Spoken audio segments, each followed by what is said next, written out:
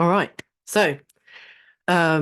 Welcome everybody. Some of you here know who I am and you've met me before, and some of you have not. Um, my name is Harris Eddie Hill, and I founded the Centre for Childhood Trauma Healing. I specialise in treating complex PTSD and a bit of regular PTSD, if you've got that as well.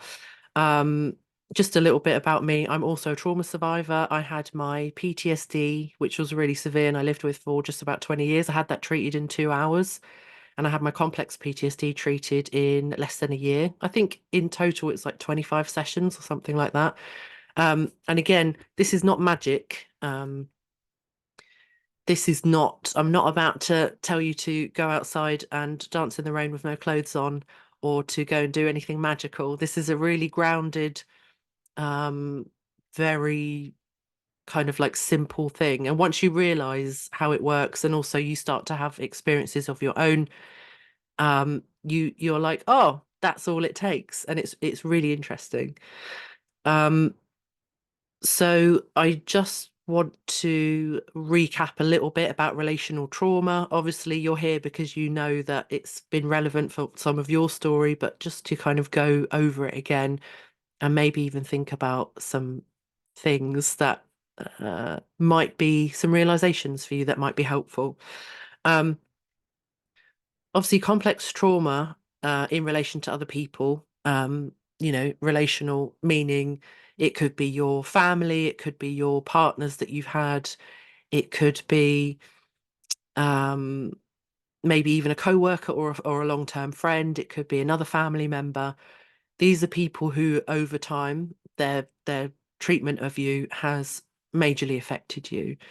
Not for everybody, but for a lot of us, we might have had a parent who has maybe some narcissistic tendencies.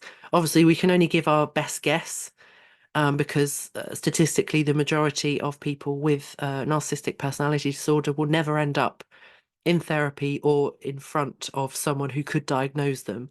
So, the vast majority of folks who are affected by that kind of thing, um, it's only ever their victim's best guess.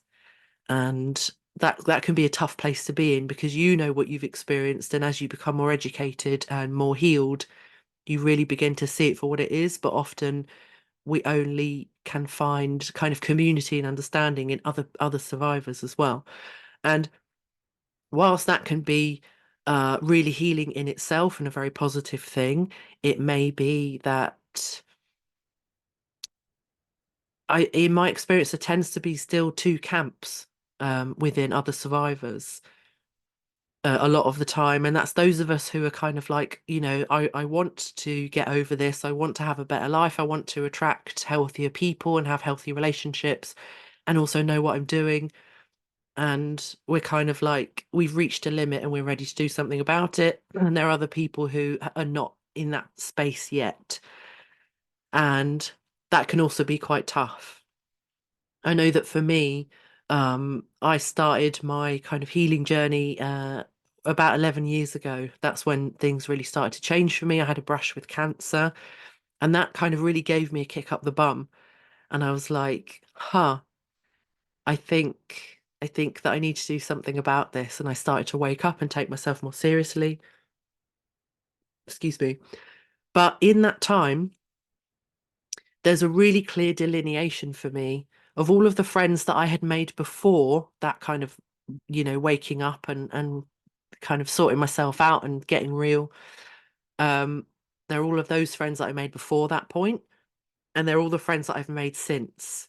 Interestingly, most of the friends I've made since, the majority of them are all about 10 years older than me and also on their own healing journey. And those few that I've made who are sort of my age or younger also on their healing journey as well. And then all of the friends that I made before that kind of awakening, if you want to put it in those terms, it's taken them about 10 years to catch up, to begin to even catch up to where I am. And during that phase, it's been really difficult for me to hold space. Not now, but for a long time, it was really difficult for me to hold space for other people who are kind of further behind me in that journey. because I think once it clicks for you, you start seeing it everywhere and you're like, oh my God, why won't you get out of this? I had a best friend who only realized just over 2 years ago, she finally, after me probably being really annoying to her for years, she finally was like, I think that my partner is really screwed up and actually doesn't care about me and is very self-centered. You know where I'm going with this. And I think that I keep choosing these people, and I was like, oh, finally. But it took, yeah, probably about nine years between me waking up and her waking up. And that was really tough. So I just wanted to kind of acknowledge that there are probably going to be people in your life at the moment who you love to death, but are not on the same page as you. It doesn't mean they'll never be on the same page as you, but it might mean that you do need other friends or other connections to kind of fill that gap of kind of belonging and being understood and really seen, and people who really get it. And then in time, a lot of those people from your past will possibly catch up and it will feel less pressured because your needs are already being met in deep connection with new people. Um, so yeah. Just checking on questions. Nothing yet. But as I say, as I go, if you've got any questions, stick them in the chat box and I'll answer you. So, Um, a lot of you have already seen my information on how to actually heal complex PTSD. And this is complex PTSD in general. You can have it from all kinds of things. So I'm not going to spend loads and loads of time on the specific modalities of that. You can still get all of that information on my website, but I'm just going to do the overall thing. So first off, effective trauma treatment is not the same as talking it through with somebody. The first time that you share your story with somebody, you have it witnessed either by a friend or counselor or kind of, someone who's got that kind of role in your community. That is really sacred. I think that part is really important. Where someone like me comes in is once you've already kind of said it out loud, you've come to terms with it, you're able to kind of name it, you've got some of the vocabulary around it. That's where the work comes in to actually get rid of your trauma. I talk about this in terms of trauma processing. A lot of people talk about processing their trauma in terms of talking it through, and that's not, as far as I'm concerned, that's not accurate and that's not what it means. What it does mean is that the way that you have suffered traumas, multiple traumas if you've got complex PTSD, and by the way, most people will never be diagnosed with complex PTSD. Firstly, it's not in the diagnostics manual yet. It will be in the future at some point, but you can't really be diagnosed with something that doesn't really exist in it like officially yet.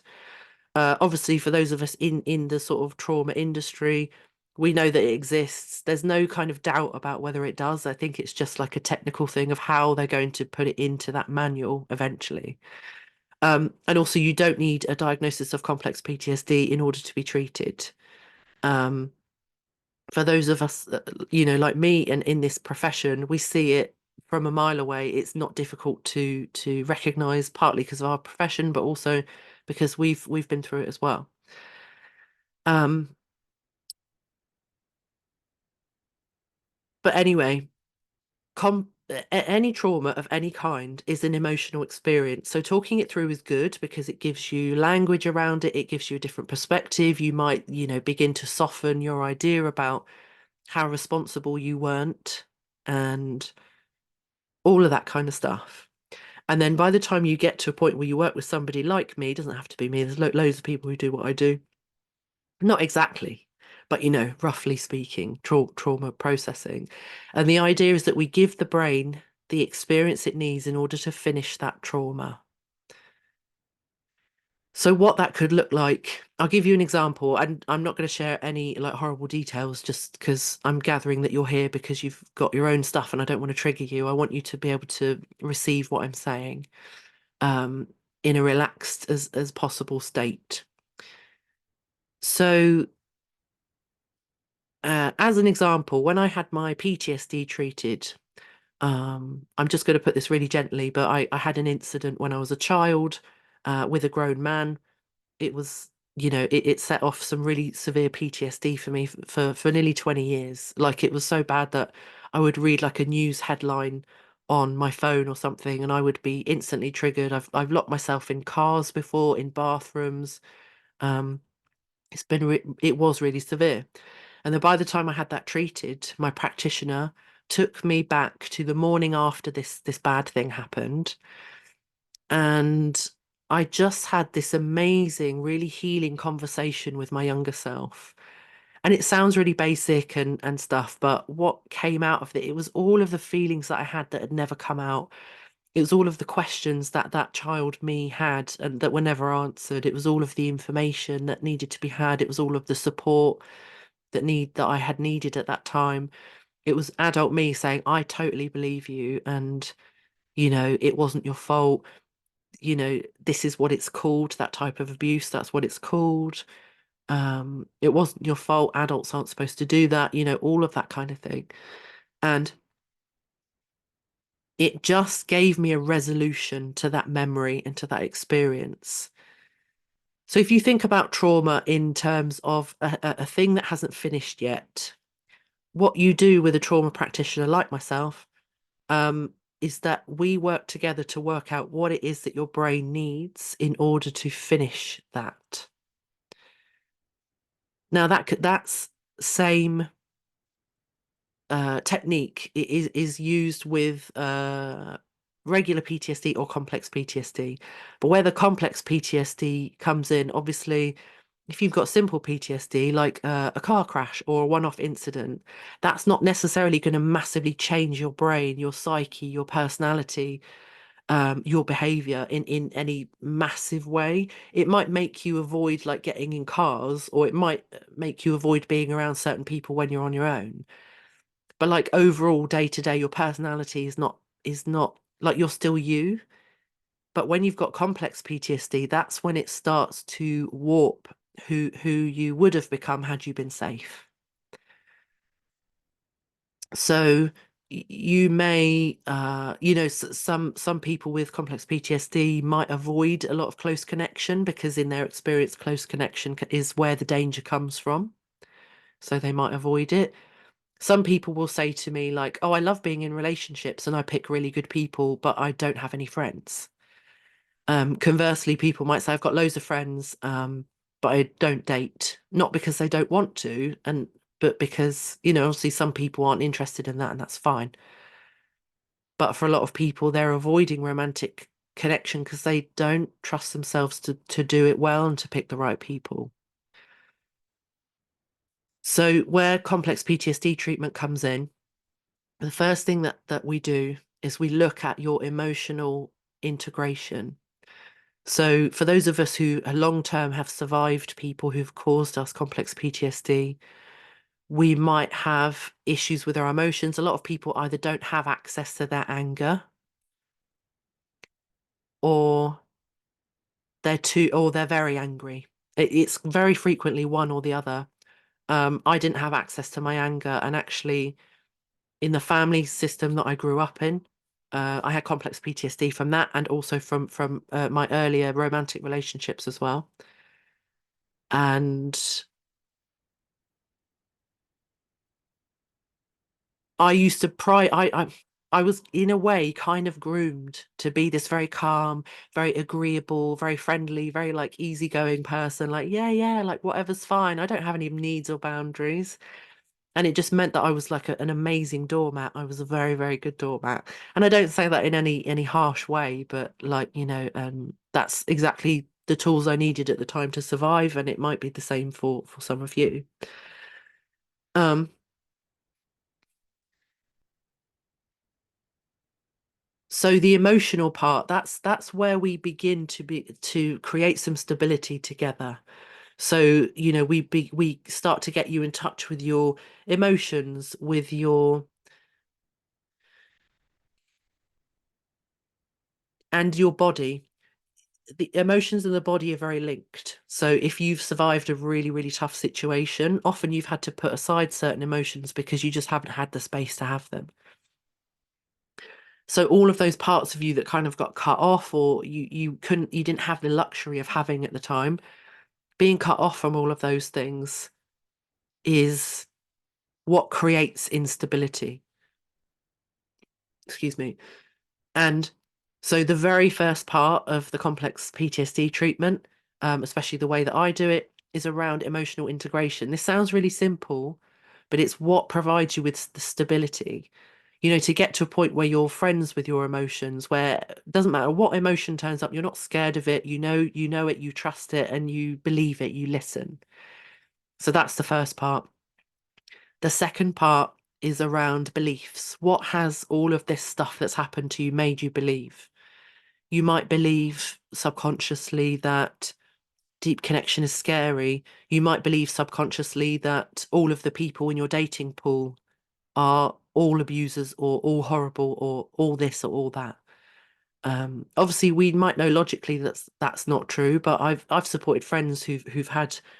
I've got one friend, and she for a long time she was like, I really want to date, but she's straight, and she said, I really want to date, but um I just believe, there's part of me. She was like, I'm not proud of this, but there's part of me that just believes that all men are idiots. And I was like, okay. Um, so, you over time you start to question whether that's true. And actually she knows people, she knows men, this friend of mine, that she thinks are great and wouldn't hurt a fly, but in her mind, like they just don't count because it's almost like her belief was so strong that even evidence to the contrary was just an anomaly, she just dismissed it. Um, she's over that now, which is nice. So we look at belief change and stuff like that. And then the third part is actually where the trauma treatment comes in. So you might say to me, I felt unsafe at home because there was arguing. And then we would go back, we would work out what your brain needed, and we would create an emotional experience where that could be healed. You have this conversation with your inner child and all of that kind of thing. There may be some memories in there that are really strong and you're very afraid of going there, in which case we would do some pre-work, which is kind of all around taking the emotional charge down before we go in and again, we're not, this is a really important thing. Trauma treatment shouldn't be triggering. It might be upsetting, you might be really emotional, but you shouldn't be triggered. So it may be that you can't even talk about like I didn't feel safe at home because even the words can't come out. Um, so in that case, we would do a little visualization where it's really interesting, and this has made it into modern day traumatology. My own trauma practitioner used this where you kind of watch yourself. This is one of the techniques where you watch yourself in a cinema, and you see yourself in the seat, and you see them watching um, an image or a short film, and it just goes backwards and forwards until the film kind of breaks, and then normally it's really odd and we don't know why it works. I asked this to my practitioner. I was like, how does it work? And she was like, I don't know, it just does.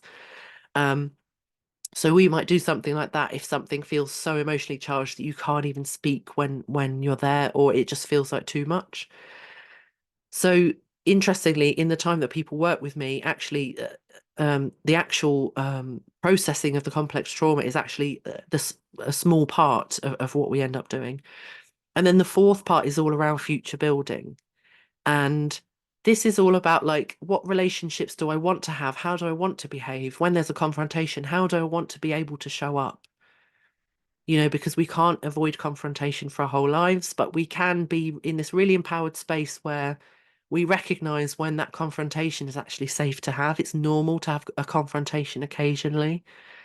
Um, and how able we are to access our words during that time, how we're able to show up for ourselves in a way that we're not self-abandoning, or we're not silent, or we're not fawning, or we're not saying yes when we really mean no. There's a really interesting thing that happened for me. I was recording a session with a friend last year. We were recording an interview, kind of we were practicing. And I used a word that I use all the time in everyday speech. And instead of asking me to clarify my relationship with this word. I think we were talking about disability. I'm neurodivergent and sometimes talk about disability. And instead of saying, "Oh, what do you mean by that? What's your relationship to it?" She just shut me down. And I did have this really like, oh my goodness, I was sort of in this very emotional flow, and then she shut me down. And I had this moment where I was a bit bamboozled. Had that been me before, I would have been totally triggered. I would have been upset. I would have had to have walked away and calmed down for some hours before I could come back. And yet, although in this situation I was a bit upset in this really sort of like innocent way, not with her, it just all felt emotionally a bit overwhelming. I was still able to say to her, "Oh, I felt really shut down when you asked me in that way. Could you ask me in this way?" And she was like, "Oh my goodness, yes, of course," And so she's a safe person to kind of say those things to, and it ended up being a really nice moment of connection. Although it was difficult, it actually our relationships that we can have most deeply are the ones where we can perform repair and connection when it's tough. And that is a skill that we often have to learn as adults if we haven't been modeled that when we're younger. So this idea of future building is all about who am I really underneath all of that stuff? Who am I when I'm not scared about the consequences? Who am I when I'm able to speak what I need to speak and express how I really feel in the moment without any um, fear of repercussions? And that's almost kind of the exciting part. That's the part that we really want to. That's the part where you get to design your life. And I think whilst your brain is still traumatized, and by the way, I no longer meet any of the standards of I don't even think I've got a single trait left for PTSD. Like all of mine is literally gone. And to have your brain back in that way is really magical. And providing you don't have any sort of complex personality disorders or dissociative identity disorder, this stuff for the average person doesn't take that long. So that's in a nutshell of how we treat complex PTSD. And we're going to get onto the relational part in a second. I'm just going to check the messages. Um, Michelle says, talking to the inner child sounds amazing. I find it hard to picture myself as a younger version. My brain struggles to go there, but it's something that sounds amazing to do. It absolutely is. And this is something you'll get to explore at some point, Michelle. But it's really amazing. I have to say, like the first session I do with clients where we get to a point where they're ready to meet their inner child, it's so magical. It's hard, and often there are emotions that come up, but like there's something that happens to us when we get in touch with that. You're welcome. Um, when we get in touch with that part of ourselves with no agenda, no like idea of processing anything, but literally to kind of start that conversation for you to come face to face with this inner child of you, version of you, is like properly life changing. Absolutely incredible. So the bit where the relational cPTSD treatment comes in. So obviously I've talked about how we heal trauma and complex trauma in this very kind of broad way. But relational trauma is very, very specific because for pretty much every person I've ever, no, for every person I've ever worked with or ever spoken to about complex trauma that they've experienced as a result of their relationships with other human beings, excuse me, in order to survive that kind of thing, you have to develop behaviors and almost personality traits sometimes, and all of these kind of automatic responses that are there to keep you alive. So on the one hand, those behaviors, those kind of patterns, those trauma responses are super important. Whilst as an adult, you might feel a bit frustrated. A lot of people are quite angry that their brain has done what it's done because it's so hard to live with long term, and it absolutely is. And at the same time, some of the work is actually to offer that younger version of yourself. Like get to a point, like again, this isn't toxic positivity, but you should be able to get to a point where you can really see that younger you and all the ways that they behaved and all of the choices that they made, even if they weren't great, they kept you alive. They kept you going. That is exactly what allowed you to get to the point that you are now, to get here today. And that can be quite a difficult thing to sit with. But over time, that becomes easier, especially when it's not kind of ruling your life anymore. So there are these kind of four things that we need to learn when we're recovering from complex PTSD. And it's not just the treatment. This is like building a framework of what healthy relationships look like, and not just in terms of who you're looking for, but how to be yourself, how to teach yourself and become like a really healthy. And by the way, I don't mean perfect. None of us are perfect. There are always going to be moments, but the healthiest version of yourself. And this is something that is so important. It's one of the reasons that I started the Centre for Childhood Trauma Healing, is that complex PTSD, especially in terms of your relationships, this is something that, whilst I've had a really good trauma treatment, so much of how I've got to this point, I've got more friends than I can keep up with. And I love all of them to bits. It's all really healthy. If there's an issue, we can talk about it. Like, it's just really beautiful. Um, I don't have a partner yet, but I'm sort of casually looking for one. But either way, like, the choices that I've made in the last few years around partners and friends, even the last 10 years, have been absolutely amazing. Like, it's been a totally different side of life. And this is why I'm really passionate about helping folks like you to get to this point. So the four topics here. Um, the first one, I could start in all different places here. So, okay, let's start with attachment. A lot of people have heard of attachment theory. And I just want to also mention that I have yet to meet anybody in my industry whatsoever who approach things the way that I do.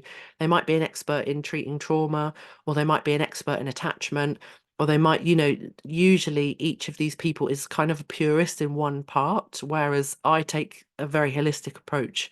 And I think that you need all of these different parts. And it's not that complicated. It might take you a little while to learn, but it's absolutely within you. And I think this is one of the magical things, is that all of the things that I'm going to go through in the next sort of 10-15 minutes are all things that you can learn to do. They're not super complicated. It is a practice. It is a question of becoming educated and kind of embodying these things and making an agreement with yourself that you will kind of go there and learn this stuff, and commit to kind of honoring yourself a lot more. Um, but none of this is magic. You don't need a brain transplant in order to do this. Like, as a human being, you're completely capable. So the first thing is around attachment. From the moment we're born, we learn how we attach to other people and what that means. So when we're born, if we have parents who are super emotionally available, like really functional, and this is only about 15% of parents, by the way. So you can have really lovely parents and still not be securely attached. That's not how your brain was wired when you're a kid, when you're a baby. And by the way, this can all change. Mine went from like massive majority insecure attachment, and now I'm like 98% secure attachment. Um, and I didn't have to donate a kidney to get there. So it might not be overnight, but it's definitely something you can do. So at the beginning of your life, you learn attachment. So if you don't have secure attachment as your main thing, which most people don't, you might have anxious attachment, which is this. If we imagine it in baby terms, it's the baby that constantly cries, even if the parents do meet their needs, because they don't trust that that parent is staying. So they'll cry and cry just to make sure that you stay. And then what that looks like as an adult is someone who keeps looking for reassurance, and who's really panicked anytime that anybody kind of leaves the room or doesn't text you back, or is kind of unavailable or cancels on you, that's where our anxious attachment often will come up. And anxious attachers often will find themselves with partners and friends or whatever who are avoidantly attached. Those are the people that learn that any connection is not safe. And so frequently they like to do things on their own, they process things on their own, they think things on their own, they don't easily share. And when they feel dysregulated, they want to spend time on their own because they've learned to do that from a very, very young age. And again, this stuff can change, but it tends to be a dance or a pattern for a long time that if we're anxiously attached, we pick people who are a bit avoidant for a long time. And the third type is disorganized attachment. Disorganized is this really deep need to connect, but like in your brain, connection equals severe danger. These are the folks who, if they've got a lot of disorganized attachment, are most likely to develop personality disorders like borderline, like narcissistic personality disorder, antisocial personality disorder, which includes things like sociopathy and psychopathy. It's not really called that anymore, but um, a lot of this can change. I think by the time you're sort of in the really severe personality disorder territory, then a lot of folks in that category can't really come back. I have met some borderline folks who have come back from it. Um, but I think out of all of the kind of cluster B personalities that I know about, I think borderlines are the only ones who have a shot in hell. Unfortunately, I haven't met other people who were kind of able to come back from that, which is a shame. So that's where attachment comes in. Once you get to a point where you're securely attached, it feels easy when people come in and easy when people come out, sort of like out of a room, out of a conversation. If you haven't heard from them in 2 months, there's no like existential thing of like, oh, have I offended them? Like, what if they don't like me anymore? It's just this thing of like, oh, it's all cool, like whatever happens. And um breakups when you're securely attached are so different. There is grief, there is sadness, but the drama isn't there anymore, which is really interesting. I mean, I guess that's partly the attachment thing and some other things, but um I when I was younger, I used to think that when people broke up and they were like, "Oh yeah, I'm a bit sad and it's this, but it's okay." I'd always think like they're mental because I couldn't imagine going through a breakup and not being feeling completely destroyed by it. So secure attachment allows us to experience those things and get through it in a calmer way. Doesn't mean it's not isn't going to be grief or sadness or disappointment or people aren't going to let you down, but it just doesn't feel like the end of the world. So that's attachment. Um, the second part is around, let's pick emotional immaturity. So if we've had emotionally immature parents, it's likely that we've picked up a lot of that. It doesn't mean we're not capable of being emotionally mature or that we aren't emotionally mature. A lot of us, because of what we've survived, have had to develop some emotional maturity. And but in identifying what's left in us that's emotionally immature and kind of developing those parts and getting good at those parts, that is what allows us to then attract other human beings into our lives in any context who are lovely to have around. You've got that deep connection. You can have accountability together. For the moments when you put a foot wrong occasionally, we all do it and it's fine. And it's that real secure knowledge that actually we both, me and this other person, whether it's your friend or a partner or whatever, we know that together we can create more connection even when times are tough or when somebody's made a mistake. And it feels, although it's hard, there's so much beauty in that. It used to terrify the life out of me. And I think because I was traumatized for so long and saw myself as such a victim, I don't mean that in a mean way, but like I think because the trauma was so like part of my day-to-day life, I couldn't imagine anything beyond that. Like the trauma was just everything. What happened to me was everything. So it's very difficult for me to, at a certain point in my life, to kind of take accountability and to say sorry and stuff. And also saying sorry was not a big part of my family culture either. So emotional immaturity, and it also helps you to identify it in other people. I can't tell you how many clients I've had who've been in relationships, and by the end of it, they're like, I'm growing. Why isn't my partner growing? And I'm like, well, how does your partner react to conversations around emotions? And they're like, oh, they hate it. But it's not every emotionally immature person, but a lot of emotionally immature people can find emotions very difficult to talk about, to be with. They're very phobic of them. They find it very, very dysregulating to even talk about it or think about it. They just want to exist in a way that is um, kind of transactional and surface level and just even and that kind of thing.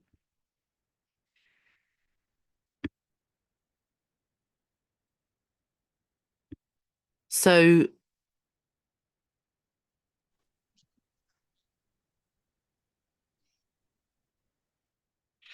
um, hello, sorry, more people have just come in.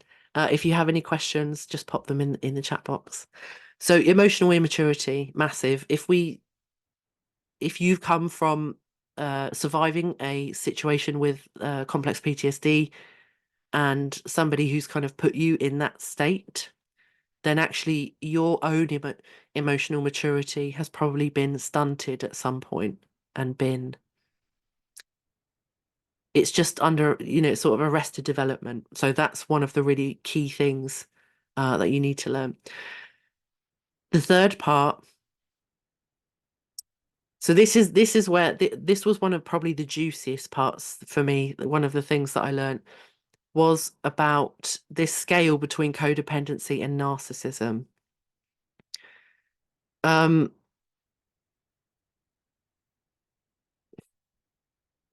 Obviously, as I said at the beginning, a lot for the majority of us, we often have a strong suspicion, or we would bet money on the fact that a partner, a parent, or someone was narcissistic or had narcissistic personality disorder, and or they had very, very strong traits.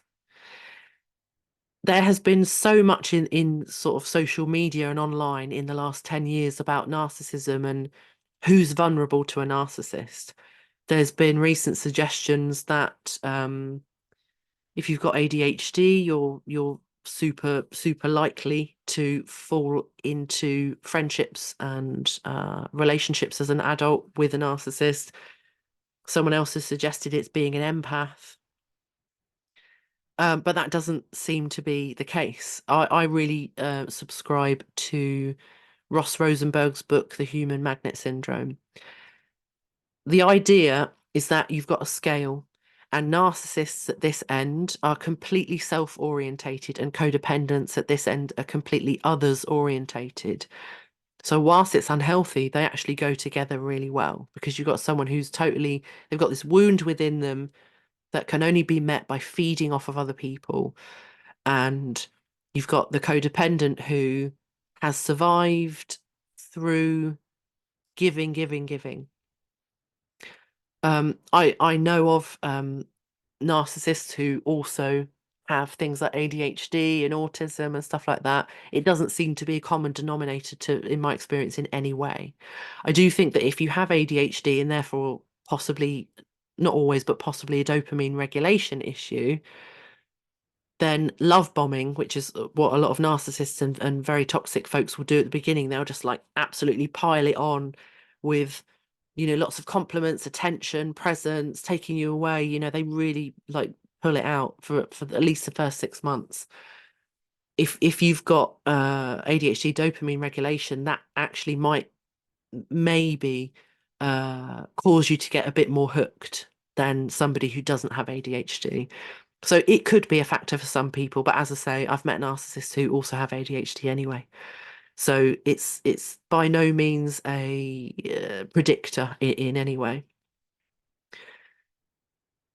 The thing to know about codependents and narcissists is that people on this end of the scale often don't, part of their own survival is based on not being self-reflective and not changing, because actually for a lot of folks on this end of the scale, they've constructed a persona, they've constructed a way to get their needs met, and it's actually a very fragile system because it's kind of covering over what feels to me like a very, very big wound that is very, very deep and very unlikely to ever be treated or um I've heard of some folks with NPD having something called narcissistic collapse, which is where holding that kind of public persona becomes so exhausting that they can't hold it together. You're welcome, Emma. I will email you later. Um, so it's where you can't they kind of can't hold it all together. So really, in the most compassionate way, for a lot of folks at that end of the spectrum, they their very survival is predicated on them not being self-reflective and not doing anything about it, because actually that's the best that they can manage most of the time.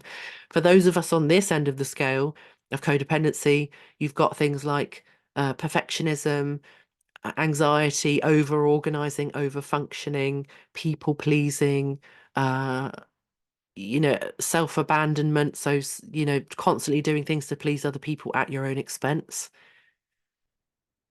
The good thing is people like us, whilst where we might start is not massively healthy, our ability to adapt and change and become into sort of the center where we have a balance between ourselves and others is actually highly likely if we put the effort in and we're willing to go there.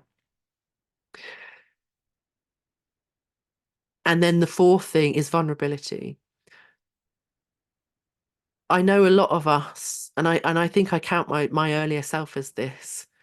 A lot of us might feel in the past that we were really good at vulnerability, we complained and we were honest and we cried and we talked about what we wanted and needed. And sorry, I've got cramp in my hip.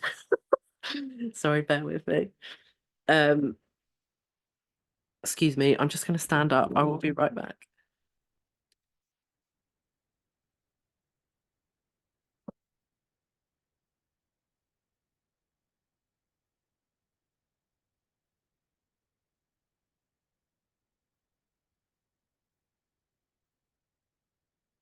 I'm back. So as I was saying, um our idea of vulnerability is often a bit skewed if we have lived with narcissists, partners, or just abusive folks in general. Um, and the thing is, it's not vulnerability if, first of all, we've not done our due diligence as adults and made sure that we're doing vulnerability with safe and healthy people. And also, vulnerability isn't vulnerability without perspective. So, what I mean by that is that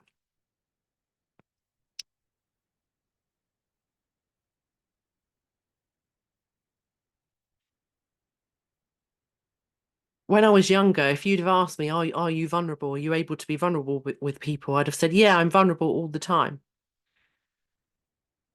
But the truth was that I just used to complain a lot and kind of share my pain with people. And the flip side of that is a vulnerability is that we're not doing it. We refuse to do it. And the thing is, if you refuse to do vulnerability, it will do you. There is no way around it. It's something that is essential to our well-being and to healthy relationships and everything else. Learning to do vulnerability and trust that you've made a good decision about who you're being vulnerable with, and also that it's not transactional. And what I mean by that is if you're if you're vulnerable because you think that it's going to kind of guarantee or possibly get you a certain person to kind of connect with and commit to you as a friend or a partner or anything else, then it's transactional. It used to be for me that I would sort of share things with people, and I might, when I was younger, and I might have said to them, I'm going to share something with you, but you need to promise me that you're not going to like abandon me or react or whatever. It came with conditions. Whereas now, when I share vulnerably, I'm sharing from a space of I feel safe enough to do this no matter what happens. And that's what healthy vulnerability looks like as well. Do we have any questions so far? I'm just going to check the chat box. Michelle says, can you get out of fight or flight mode? I do it. I do find it exhausting sometimes. Yes, you absolutely can. Fight or flight mode is frequently a trauma response, especially if what we're going through in the moment is not comparative to being chased by a tiger and being eaten. Um, we can get out of that. When I had my treatment for my complex PTSD, I was living at home with my family, and my practitioner said we can do a huge amount of this work here with you, but it may be that by the time that you move out, there might be some cleanup to do. There might be some other stuff that comes up once you're in a different environment. And I think because I've done so much already to make sure that I'm safe, no matter where I am or who I'm with, it did allow me to do a lot of enough of that treatment to get me to a point where I don't need fight or flight anymore. There's probably still a little bit of hypervigilance in there, but it's maybe max, I don't know, 3% of what it used to be. Um, but I would also kind of caveat that with saying that for some folks, if they're in a situation where fight or flight might still be needed, I wouldn't necessarily be encouraging them to get rid of it altogether. We might turn it down a bit if the client feels like it's disproportionate. Um, but yes, it is exhausting. It is absolutely exhausting. So yes, you can get out of it. I mean, I always used to think that I was the sort of person who was like really active, always exercising, always out, always doing this and always doing that. And by the time that I got through my trauma treatment, I discovered that I'm this like really Zen sloth. Like I can quite happily sit in my chair for a couple of hours and watch, TV or reply to my friends or, I actually like my time at home. And I don't know if that's also just a case of being a bit older now, but the way I spend my time is very different. And in fact, even during my sort of earlier years, I did like time on my own, but I also think that it's kind of great. It's expanded in both ways. So on the one hand, I feel much more comfortable and much more inclined to spend time on my own, just resting and relaxing. And at the same time, I'm having a lot more on the other end of deep connection and socializing. Not every day, but still a fair amount. So I wonder if fight or flight just doesn't give us enough energy to kind of go beyond either way. It's kind of like I can't rest too much because what if something happens and then I have to get up and fight or run away or whatever. And then there's also this thing of like I can't fully commit or I'm not fully present enough to kind of really grow my relationships. So I think I think that affects both your ability to be calm and your ability to connect to people regularly. Obviously, it's different for me because I'm not married and I don't have any children. And a lot of my close friends don't have children and are not married either. Um, so I guess in that sense, it's a little bit, I've got a bit more liberty to kind of do the calm, chilling out, like naffle stuff. And then also it gives me a lot more time and energy to kind of connect with my child-free friends and, sort of unmarried friends and stuff. So I hope that answers your question. I hope I've been able to give you a broad, good, you're welcome. Um, I hope I've been able to give you like a broad overview today of how we heal relational trauma. And I'm aware that the people on the call are already in my membership, which is starting tomorrow. So sorry for you two for having to hear this all over again. But I'm recording this for everyone who couldn't make it today as well. Um, I am starting, we're starting tomorrow, although you can join throughout February. Um, we are beginning a membership. It's a way to tackle and heal your kind of complex PTSD, relational trauma. Over a year, you get support for an entire year. We do calls almost every single week. We'll be covering things like consent and boundaries, emotional regulation. We've got a somatics healer coming in as well and doing some sessions with us. It's absolutely amazing. I only started doing it, I think, last year or the year, yeah, last year. Never done it before, but I always like trying new things, and it's been absolutely life-changing, like really incredible. Um, there's going to be live coaching, an opportunity for Q&As. We're going to do some inner child stuff. There's going to be writing. And the idea is that for those of us who have kind of come out from what we've come out from, we're going to really start to build this sense of self. We're really going to build on who you are and um who you are underneath all of that baggage. We're going to start to really draw that out, but in a really fun, in a really, really good way. I'm so excited. We are going to be meeting on Wednesday evenings at 7 p.m. UK time, 2 p.m. EST, 11 a.m. PST if you're in California or that end of the world. And yeah, thank you. Well, you'll be finding out, won't you? Um, Yeah, so I'm really excited. There's nothing else like this on the market.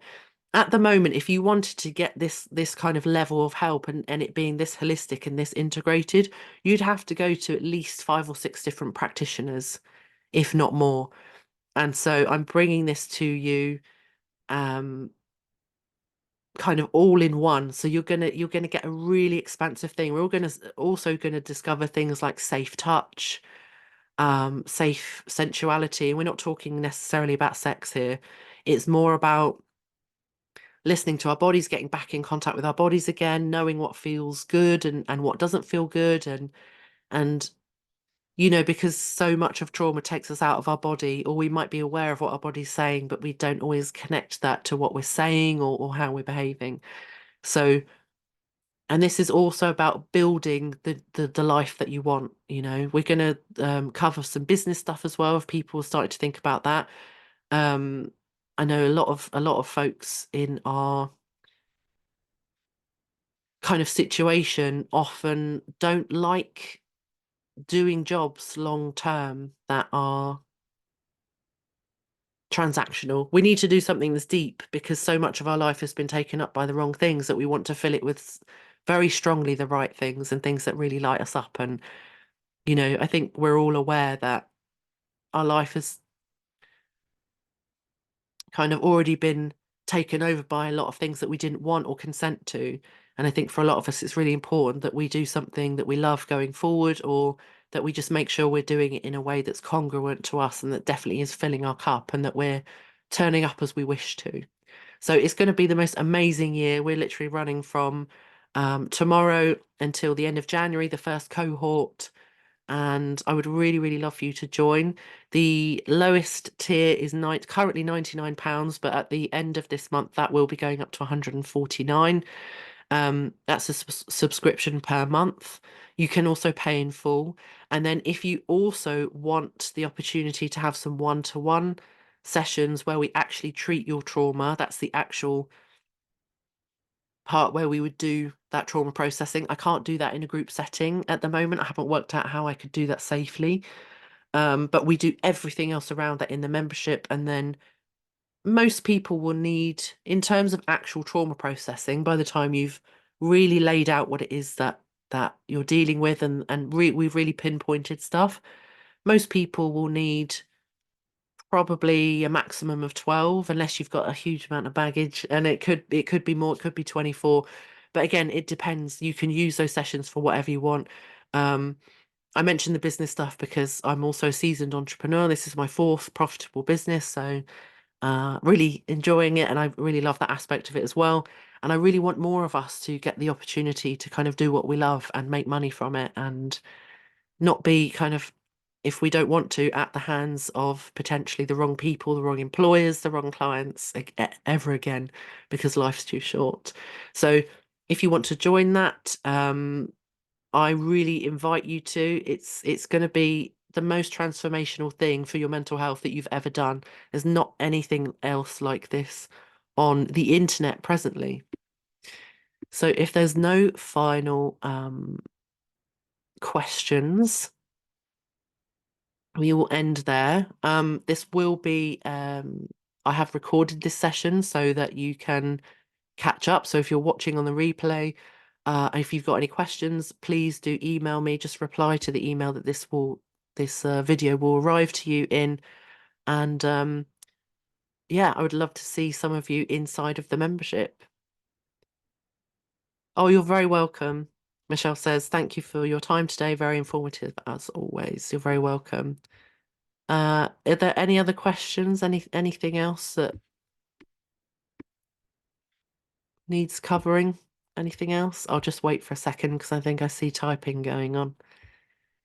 You're welcome to unmute if it's easier, but you don't have to.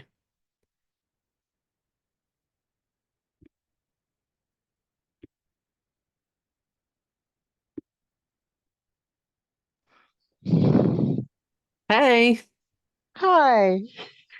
Uh, thanks for joining us. I'm sorry if the I had a technical issue with the link, so I don't know if you were able to get in earlier.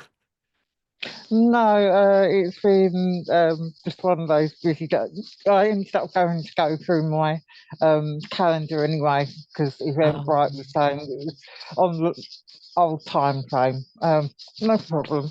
Um, it's actually a thought that's been going through my head today. And I know I've done a lot of trauma work with yourself. Um, Is it common for someone who's come that far forward to actually start questioning, did I actually go through the abuse and can look back and stuff that I'm listening to, that's on the reading list and other stuff as well, suggests that I identify with everything that I'm hearing, like I've lived it firsthand. Is that normal? To actually get to that point where you think, well, did I actually go through that abuse? yeah, It just throws me for a loop, having come this far forwards to actually start questioning. it's common because, you know, I don't know if this is your experience, but I know that for me, when I've done a lot of trauma processing, afterwards, either I can't even remember what we processed, I just know that I feel better, Hmm. or I do remember what it was, but I feel like no, not always any emotional connection to it anymore. So it's a bit like it feels like there's a fragment of a memory left, and I don't necessarily get why it's there. So I think once you know, those parts have kind of been dealt with, you can walk away from it like because it's been processed, it's like and it was such a long time ago that there is that sense of like it really is gone and it was actually ages ago and I actually can't now the trauma's not there. I can't actually really easily remember it anymore. I was listening, excuse me, I was re-listening to an interview that I did the other night, literally like a few nights ago. I couldn't say what day of the week it was, but I go on walks at night before bedtime, and I was listening to an interview that I did recently. I can't remember anything that I say, so I often have to listen back just just to find out what I said. But as I was listening, I heard myself talk about my simple PTSD that happened as a result of you know, trauma um, when I was a kid, and I had exactly the same moment that you're talking about. I had this moment of like, did that really happen though? And I had this moment where I just sat there for ages. I really sat with the question and I was like, I think it must have done because you know, I had such severe PTSD. It was like really, really dreadful. And then by the time I had it treated, it was like a massive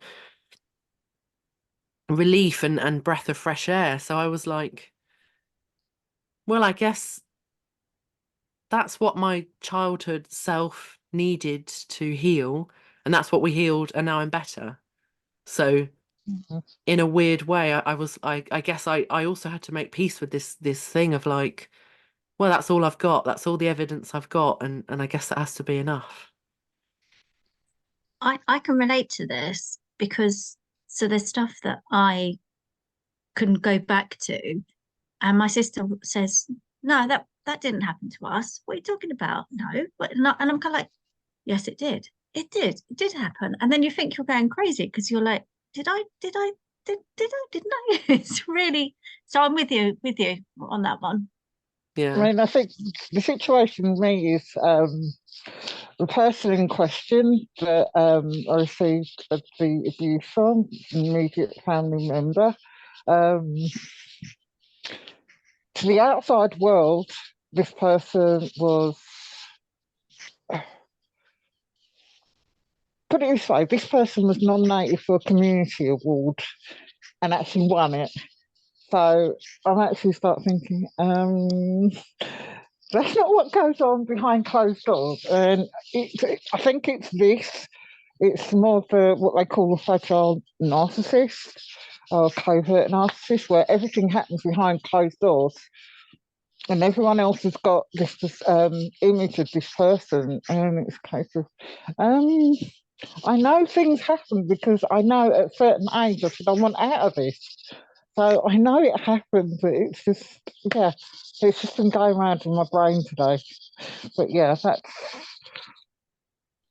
Yeah. um, I I relate to that a bit because one of my sort of long-term abusers, not dissimilar in family position to yours, was and still is very active in local community and all that kind of thing. And so many people have such in fact, like a lot of my family, so many people will meet them and be like, "Oh, that's so lovely," and I'm like, "Yeah." mm, Sometimes actually, it is true. Not everyone who abused me is a bad, like a horrible person, which is like, I guess, a weird thing to say, but it's true, I think, for a lot of folks. Um, but yeah, I think people are so many things, aren't they? To us, mm-hmm, they were the source of terror or heartbreak or abandonment and stuff, and to other people, they've been really positive. mm-hmm, You know, I know people who, maybe a little bit older than me, whose parents were friends with my parents, and when one of their friends have died, their kid has said, "Oh, your parents have been really supportive of me. Like they've really helped me get through a really dark time when I lost my parents. You've got such nice parents." And I'm like, yeah. Because to them, it's true. Their experience of our of all abusers have so many different relationships, and some of those relationships are going to be positive, and that's a really weird place to be in. especially like you said, you have people come up to you and say, "Oh yeah, they're wonderful, and my child's doing so well because of them," and blah blah blah blah blah. And you're starting to think, "Have I got this wrong? Am I the bad person?" I think this is the thing. Yeah, one of the deciding factors for me why I had to step away. Because I was having people come up to me and say, "Oh, they're so wonderful," and it's like, kudos to them that they've actually helped somebody else. But you actually start thinking, well, I must be the bad person because all these people are saying such nice things, and I'm the one behind closed doors that nobody would actually believe what's actually gone on. And Mm, my, if I did bring it to anybody's attention um, within the family, um, immediate and extended, they I have a sneaking suspicion that they would actually say, I think you've got the wrong person, or you must have been doing something to upset them, or mm, whatever. So, yeah, it's that cognitive dissonance. And when your mental health goes through so much anyway, you don't need that on top of it to actually mm. try and work out which way's up. Yeah, But I don't think you're alone. I don't think you're alone. I think also the brain's always trying to kind of work out a way for you to feel peaceful. Do you know what I mean? So if your Mhm. brain could convince you that actually it's all not real, then it might feel a bit of relief that you're not thinking about it anymore, even if that's not true. Mhm. So yeah, definitely not alone on that one. Michelle, did you Okay. want to add anything? No, I think yeah, I think for me it's it's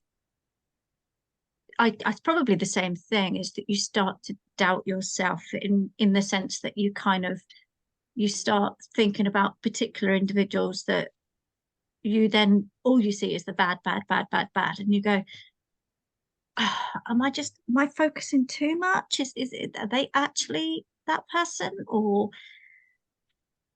have I just, because that's all I know, that's all I focused on. Mm, It's it's hard to determine, like, actually, if you just gave it a break for a while, like just actually gave your body a rest and your brain a rest, would you change your mind? mm. Yeah, I think over the last sort of 10, well, nearly 11 years for me now, I've gone through so many moments of being like, was that definitely true? Did that definitely happen? Am I sure I'm not exaggerating? And then I come back to it. I'll allow myself to sit with it and I come back to it and I'm like, no, it was still real. So, Mhm.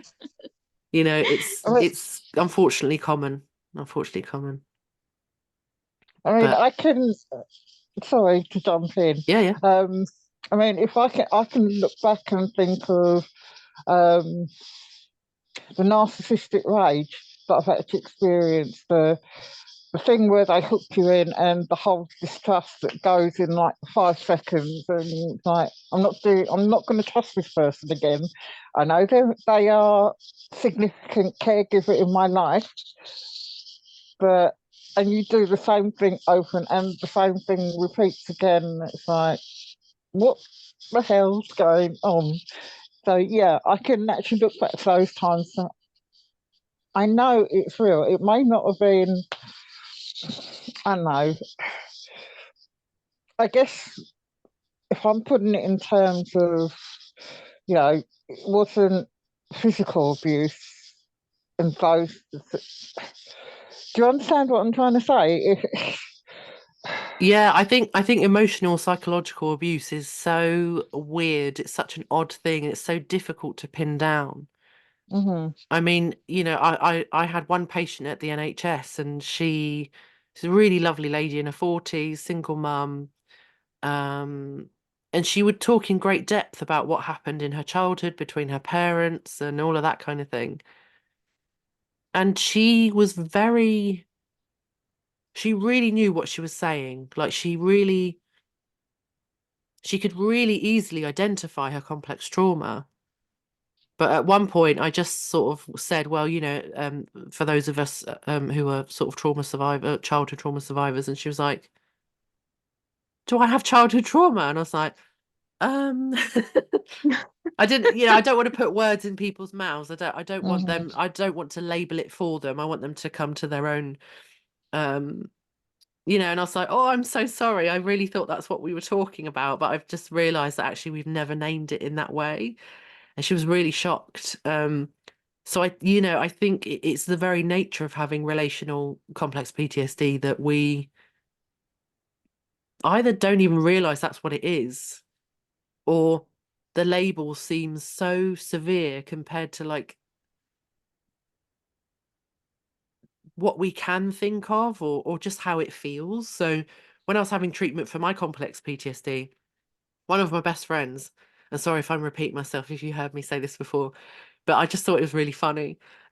She said to me, I said, oh, I've found out that I've got complex PTSD as a result of my upbringing, and found out that it really is categorized as abuse and neglect. A lot of what I went through, and she said, I completely believe you, but I have no picture in my head of what that was for you. Can you give me an example? And I thought about it, and I was like, it was just really bad.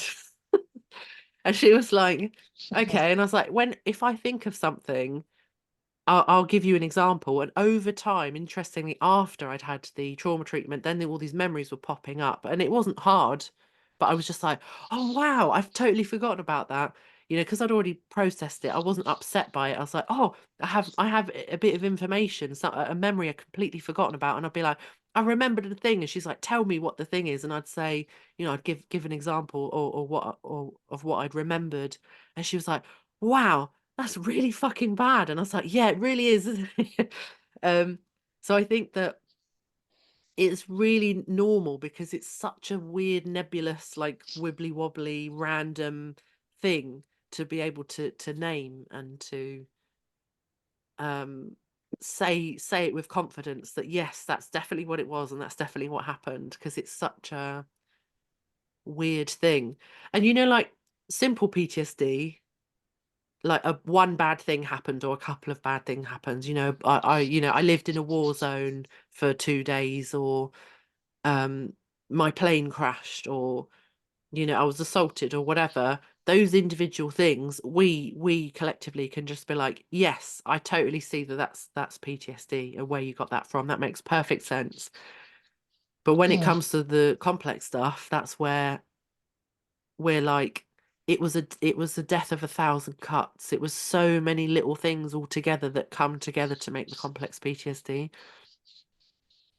So I think it is just a hard thing to name and to also stand by it so firmly at all times. I think it's the same thing to question it and to make sure that we've got the right end of the stick. But I think it is the nature of it is very weird.